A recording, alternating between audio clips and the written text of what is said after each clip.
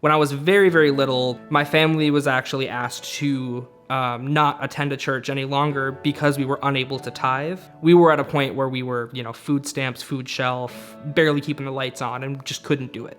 So after we were asked to no longer attend the church anymore, my parents both sort of rejected their faith, and they weren't Jesus followers anymore. When I was sort of in my teen years, I found myself in a mega church, 20,000 in attendance. And I think for me personally at the time, it was more of a social drive than it was, wanting to be a Jesus follower. It's like, well, this is what my friends are doing. This is where they go.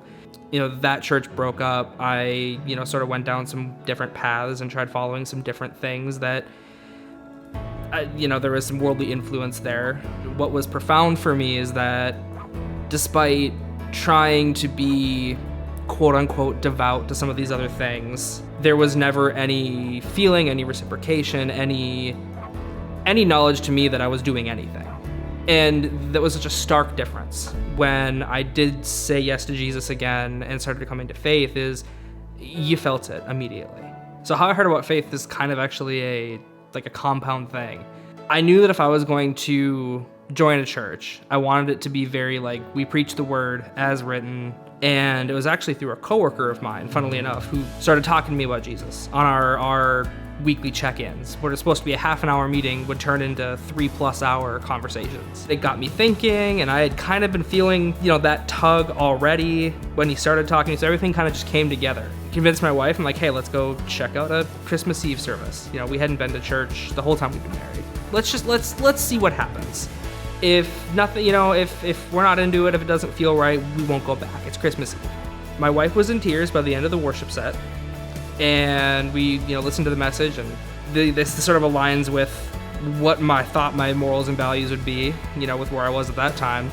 We came that Christmas, and we never left. I don't think a week goes by where we're not having dinner with somebody or going to someone's kid's school event, or it just feels like having this giant extended family in the church of people you can talk to, turn to, kind of do life with. I was introduced to worship again, which is a huge passion of mine, was in the past. And that's really, really kind of where I find my comfort zone. And that's been such an amazing experience for us.